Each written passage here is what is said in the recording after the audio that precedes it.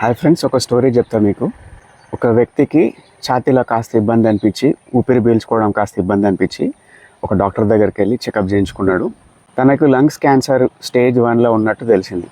వెంటనే ఆ వ్యక్తి ఏం చేసిందంటే, స్టేజ్ 1లో ఉన్నదా, నేను స్టేజ్ 4కి పోయినాక వచ్చి చికిత్స చేయించుకుంటా అని వెళ్ళిపోయాడు.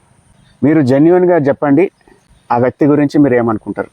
ఫస్ట్ థింగ్ ఏమనుకుంటారంటే, వాడు పెద్ద పిచ్చోడు, లేకపోతే దిమాగ్ లేదు, వానికి బుర్ర లేదు, కామన్ సెన్స్ లేదు, కనీస ఇంగిత జ్ఞానం లేదు, వగైరా వగైరా అవి అనుకుంటారు.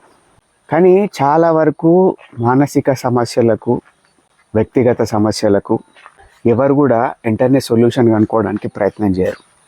బాగా ముదిరిపోయి సూసైడ్ల దాకా పోయి, డివోర్స్ల దాకా పోయి, వ్యక్తిగత కక్షలు, కార్పణ్యాలు, గొడవలు, మరీ వరస్ట్ అయ్యేదాకా అవుతారు అన్నట్టు. ఎవరికో యాంగ్జైటీ ఉంది, లైఫ్లో పర్సనల్ ఇష్యూ ఉంది, ఎవరికి చెప్పుకోవాలనో, ఎక్కడ రెజల్యూషన్ దొరికించుకోవాలనో వాళ్ళకి అర్థమైతే లేదు.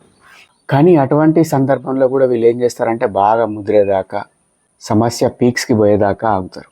నా సలహా ఏంటిదంటే, మీకు డబ్బులు లేకపోతే, థెరపీని ఎఫోర్డ్ చేయలేకపోతే, టెలిమానస్ హెల్ప్ లైన్ నెంబర్ అని గూగుల్లో కొడుతూ దొరుకుతుంది. మీకు ఇక్కడ డిస్ప్లే కూడా పెడతా.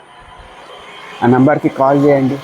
అట్లీస్ట్ మీకు పరిపూర్ణమైన సొల్యూషన్ దొరకకుండా కానీ ఎంతో కొంత ఐడియా అయితే వస్తుంది కదా మీకున్న ఇష్యూ గురించి.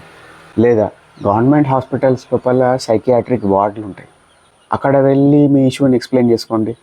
లేకపోతే అట్లీస్ట్ మీ సొసైటీలో ఉన్న ఒక చాలా పెద్ద మనిషి, వయసులో పెద్దవాళ్ళు, కొంచెం కామన్ సెన్స్, విజ్డమ్ ఉన్న వ్యక్తులు, వాళ్ళ దగ్గరికి వెళ్ళి ఇట్లా నా లైఫ్లోకి ఇది జరుగుతుందని చెప్పుకోండి.